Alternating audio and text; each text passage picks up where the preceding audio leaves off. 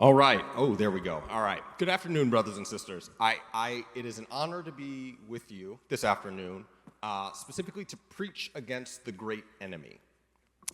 Linda warned us, if you want to be the Lord's soldiers, we're going to need some help. So I want to set our expectations right now.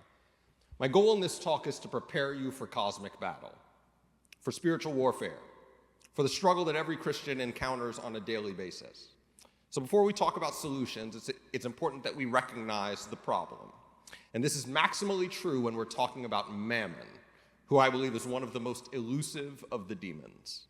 The text I want to cement in your brain is Matthew 6:24, and Jesus says the same thing in Luke 16:13. He says this, "No one can serve two masters. You will either love the one and hate the other, or be devoted to one and despise the other. You cannot serve both God and Mammon." Those are the stakes. And I want to suggest that Mammon is the strongest principality in American life. Today I want to draw for you a picture of the battlefield, and then we'll get tactical. But to do so, we're going to have to start with a case study, something that the way that we talk about this thing and the way that we address it deals with this issue at its root, and that issue is race. As I speak to you this morning, I hope that I can make an assumption that we're all on the same page that racism is bad. Are we all on the same page that racism is bad? Yes. Great. Okay. So then I'm glad I don't have to do that work. But the question is, what is so bad about it? Is it that it degrades or attempts to degrade the image of God in other human beings? Is it that it foments inequality? Is it that it breeds hate? Is it that it encourages the Christian to find their identity in something other than Christ? Is it that it breeds and encourages ignorance? All of these things are issues. And as with any problem we face, we're not going to be able to address it if we don't understand the problem. And here's the thing. If the issue with race were merely an issue of identity, then it would be enough for us to just say, well, find your identity in Christ, something that you may have heard before. But it's a phrasing that has it's got little teeth and little practical guidance. If the issue with race were primarily hate, well, then we could solve it through what we would call love, often through the building of different relationships.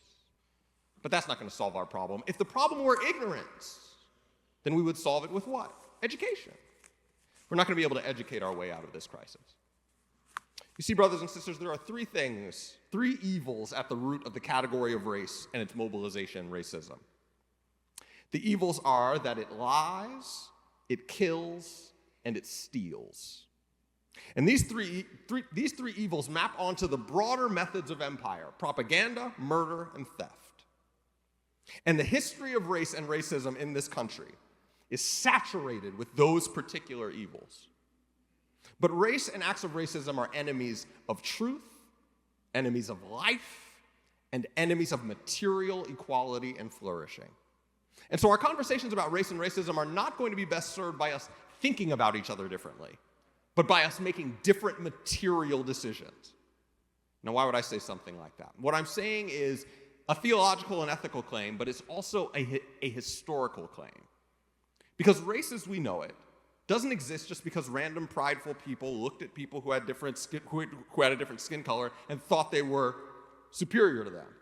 Because race is not a child of pride, it is a child of Mammon. When the Portuguese come to Africa and witness chattel slavery and decide to get involved, they don't do so because they're racist. When Portuguese crusaders captured Africans off of the coast of Mauritania in 1441, they didn't do so because these Africans were black. They did so because they had markets to expand.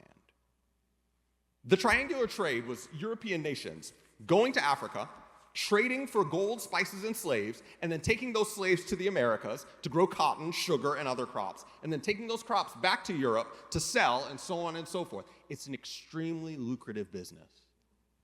And so the Portuguese and others had to construct a narrative to justify their exploitation to themselves and to the Pope. And so this is where we get the categories of whiteness and blackness. It's because these folks are black that we can and perhaps even should enslave them. Their blackness is a sign of their savagery, a sign of their heathenness. We're actually doing them a favor. Ignore the fact that we're making a whole bunch of money. That's not relevant. Mammon was their god.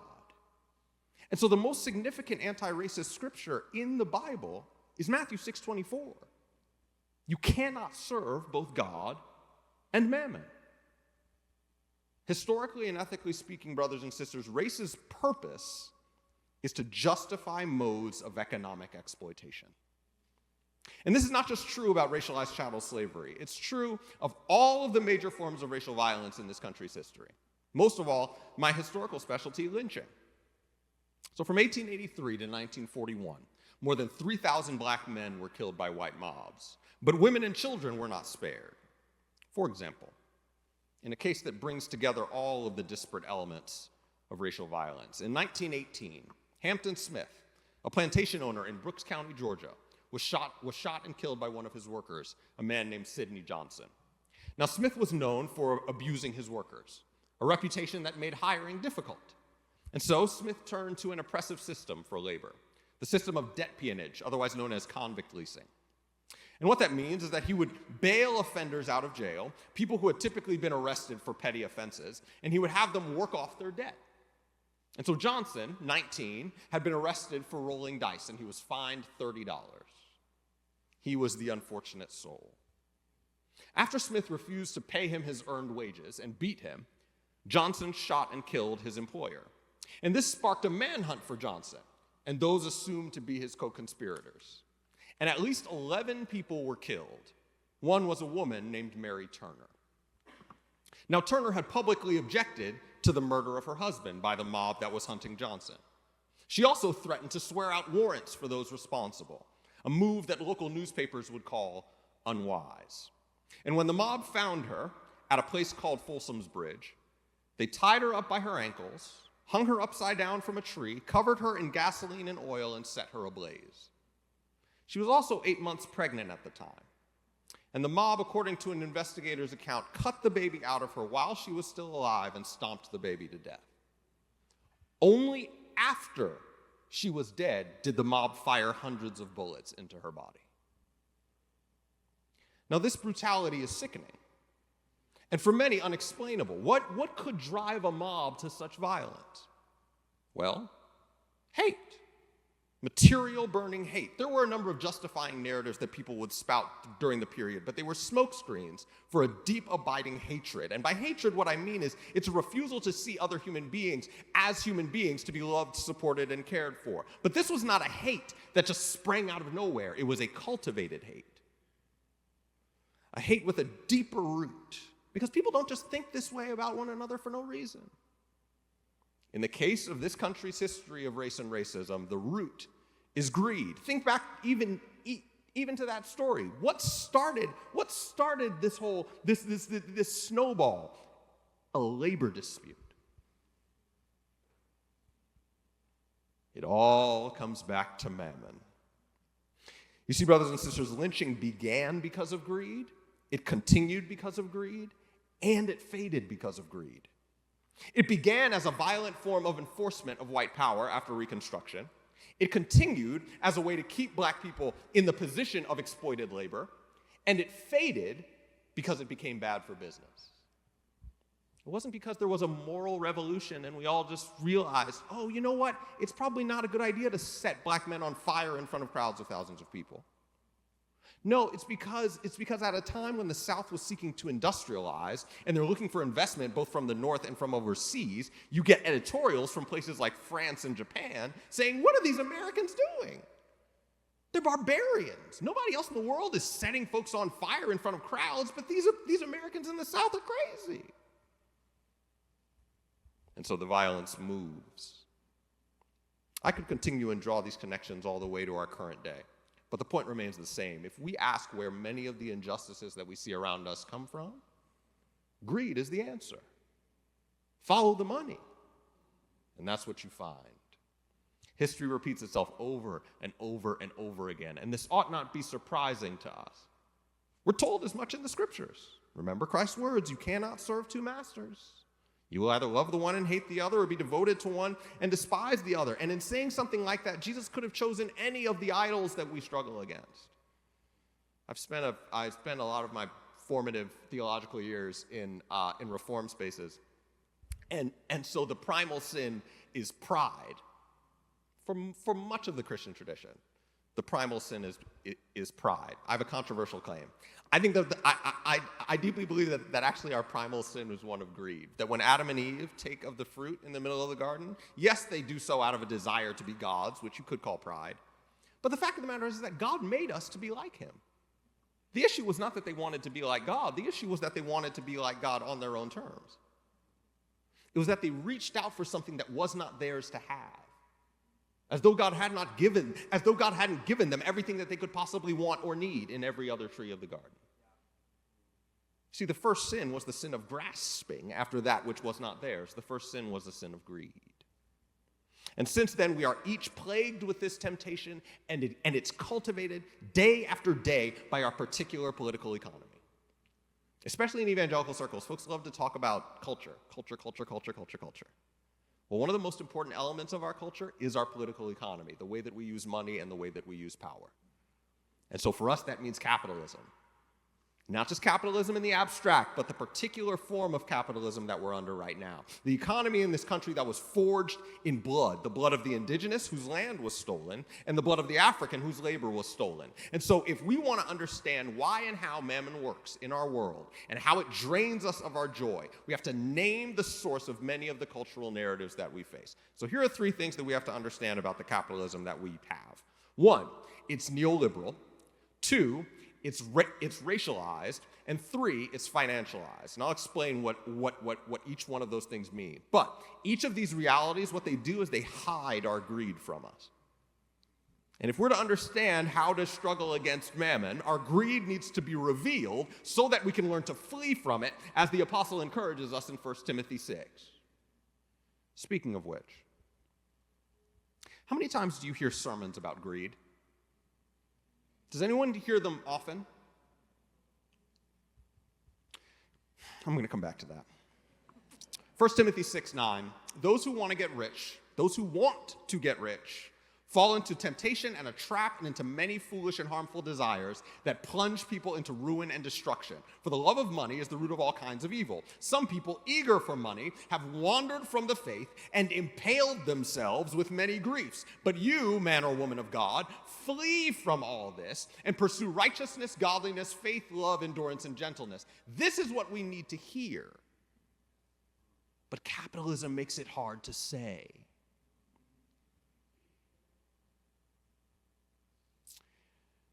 Our system is guided, inspired, and sustained by self-interest, by greed. After all, there's an engine that drives this system forward, profit maximization. If you want your business to flourish, it's got to grow. And so you've got to be competitive, and you've got to do better year after year, or you're going to fall behind, and the market will push you out. And that becomes all-consuming. And so then when you think about wages are a cost to be managed, rather than the means by which the people who earn those wages actually survive. Narrated morally, greed lies at the root of our modern system. Greed is its logic. And for some, that's just an account of the way that the world works. For the Christian, that ought to be terrifying.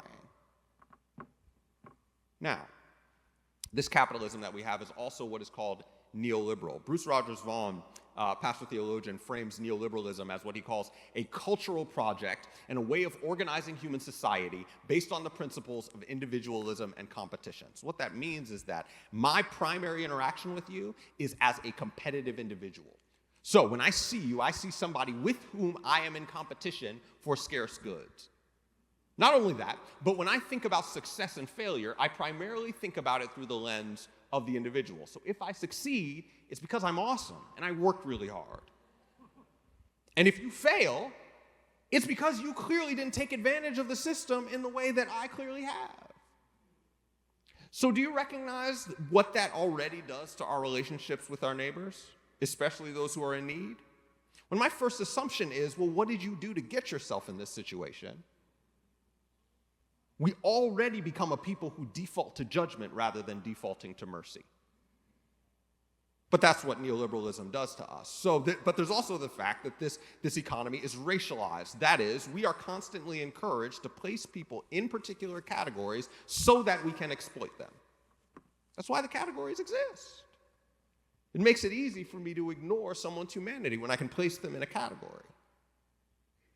But lastly, this economy is financialized. Now, in undergrad, I was a religious studies and finance double major. And so between my junior and senior year, I interviewed with investment banking firms. And so after doing those interviews, I was like, I don't really want to spend a significant part of my life doing this. So I applied to seminary instead, as one does. But the thing about financialization, sometimes I say financialization isn't evil, but it is kind of evil. But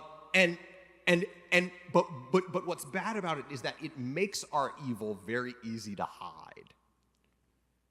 Because now that wealth is rooted in these complex financial instruments, it can create these significant layers between you and your neighbor. And it blinds you to the ways in which you're actually exploiting other folks. In my favorite biblical text against private equity, Isaiah 5:8, Isaiah says, "Woe to you who add house to house and field to field until no space is left and you live alone in the land." For those of us who seek to build our empires on real estate, Isaiah has a word for us. Reverend Dr. Martin Luther King Jr. in the last few years of his life drew attention to the three-headed evil: racism, materialism, and militarism. And he said that we cannot face one without facing with all three.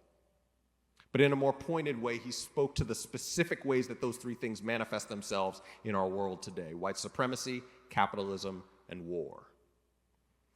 Those are the evils of our day. And another way to frame what King is describing is what I like to call a demonic cycle of self-interest.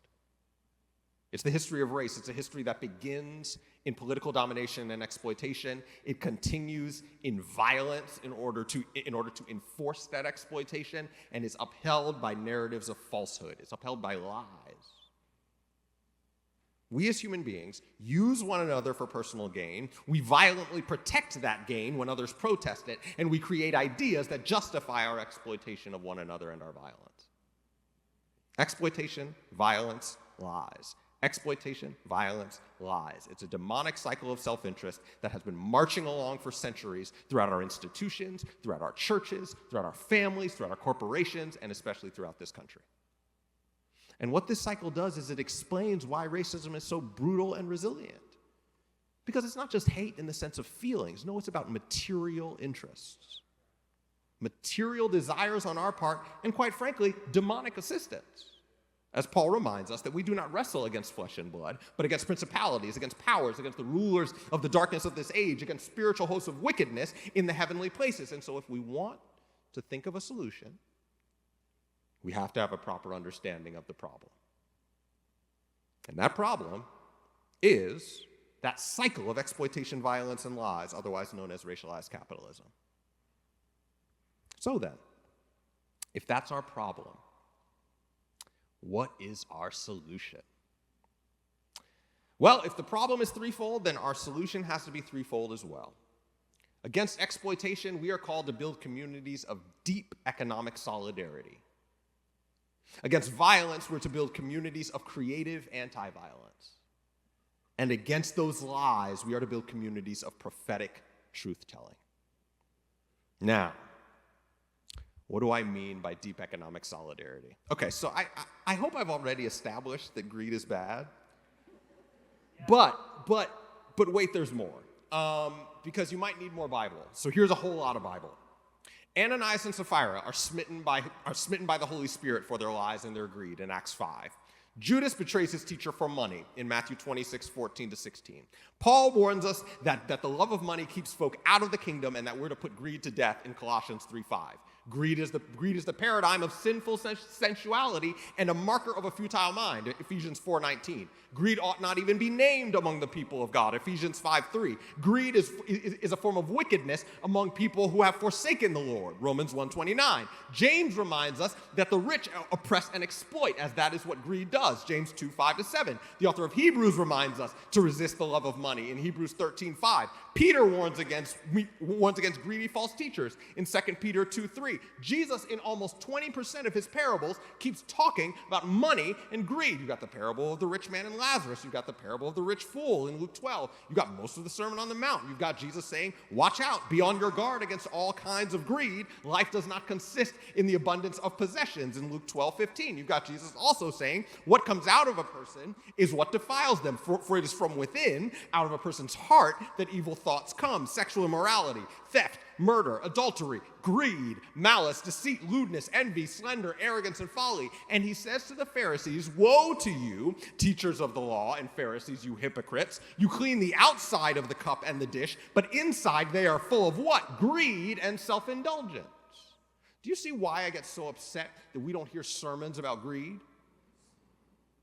You don't have to go too far in the scriptures to see a condemnation of this particular vice. But why does Jesus care so much about it? It's because greed, like pride, cuts at the very heart of the incarnation.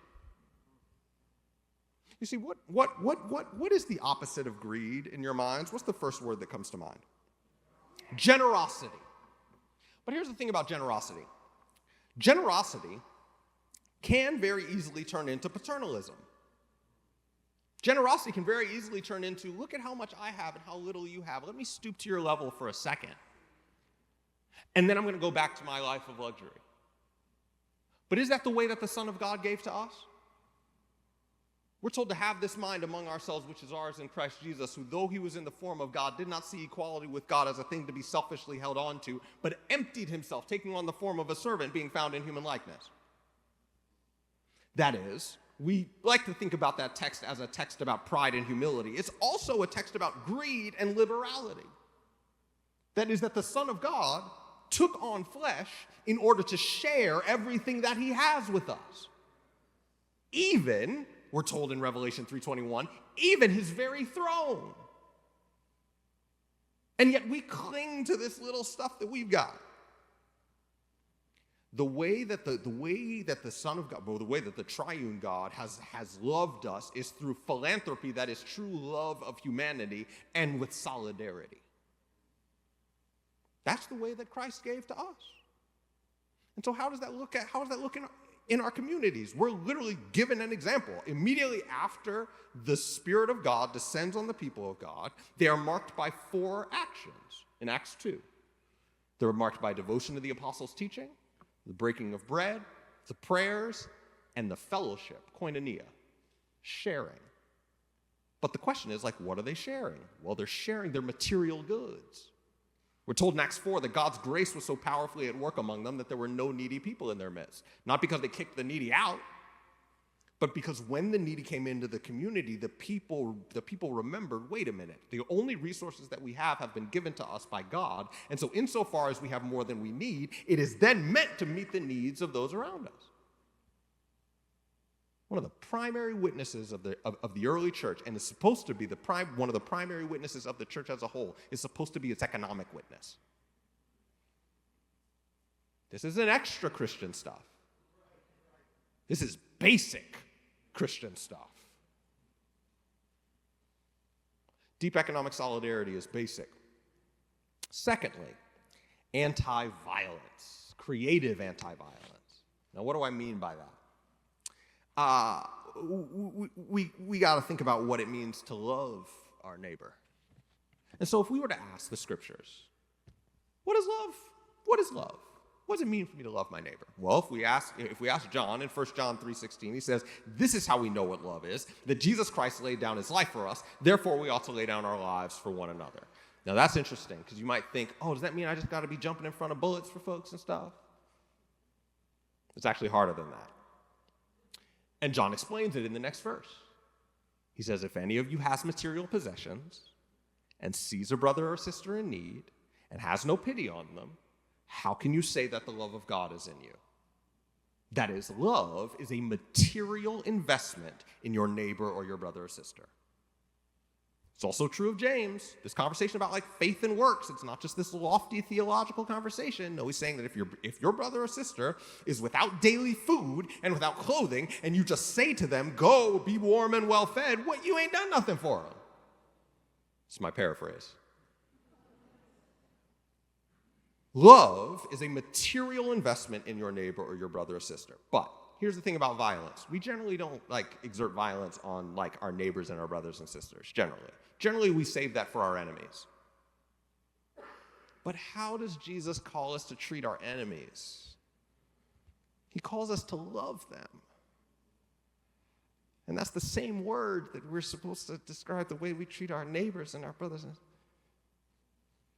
Not just that, but Paul also says it in Romans 12. At the end of Romans 12, we're told never to seek revenge, but always to leave room for the wrath of God, for vengeance is mine, says the Lord. And then he says, if your enemy is hungry, you starve them. No, that's not what he says. He says if your enemy's hungry, you give them something to eat.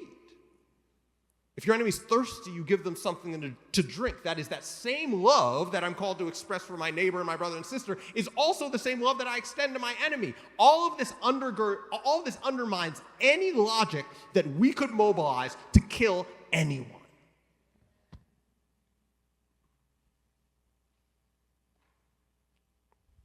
I find it notable that when the church faced persecution in the first century, whether it was Nero, Domitian, or anybody else, the primary question was not, how can we take over the empire so that we never suffer these things again? The question was, how can we become a people who are ready to die in the name of the crucified and resurrected one? That's the question. Because we are currently in a nation no less warmongering than Rome. I like to call us Rome, but raggedy. It is all the more important that we are a people who are insistent on being a people of peace.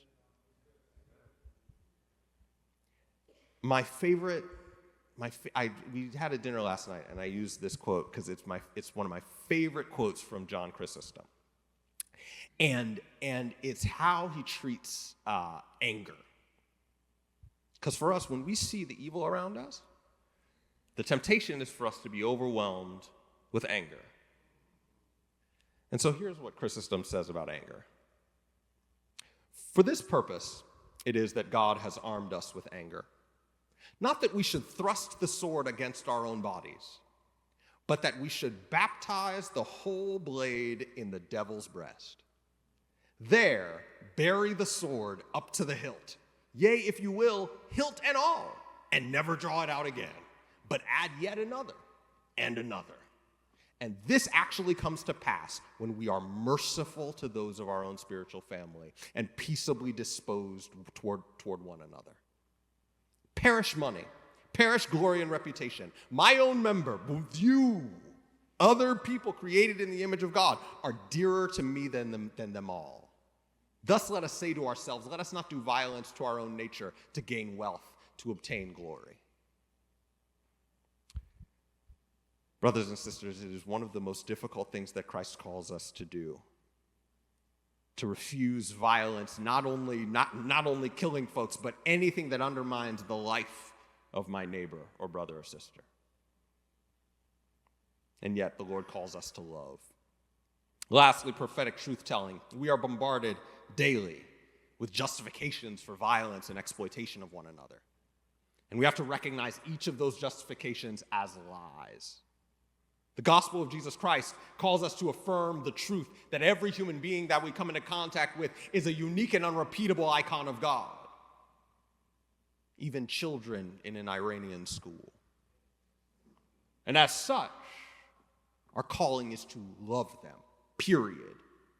Race is one of these categories that teaches us to sort people through the lens of deserving and undeserving, but the only category that matters is that of neighbor. Now, here's what this is not. This is not colorblindness in disguise. This is not a roundabout way of saying that race doesn't matter, which is a narrative that is currently being pressed aggressively by our federal government. No. We need to be reminded, however, that race ought not matter, and in the end, it will not matter in substantive soul-sucking ways. In the meantime, however, we have to follow the lead of the biblical prophetic tradition. Our first concern is not a laying out of the future, but a laying out of the way that the Lord would have his people live now. And so as Amos warned those who were at ease in Zion, so also we must warn those who have made their fortunes on the backs of the exploited in our current political economy. As Hosea warned Israel of the consequences of their spiritual adultery, so we must name the ways that racial capitalism amounts to mammon worship. And just as Micah and Isaiah look forward to a world where the people of God no longer prepare for war, we are called to be those kinds of communities now. And all of this is only made possible and made mandatory by our mystical union with the one who is prophet, priest, and king, Jesus Christ. We, especially those who preach, but this is true of all of us, we have to demolish the narratives that keep us docile, exploited, and violent. Because only then will our communities look the way that Christ has called them to look. Until then, the question is this: will you be a child of Mammon, or will you be a child of God? Because you will be judged on the basis of who you follow. And my prayer is that we might meet with mercy at the judgment seat. Thank you all.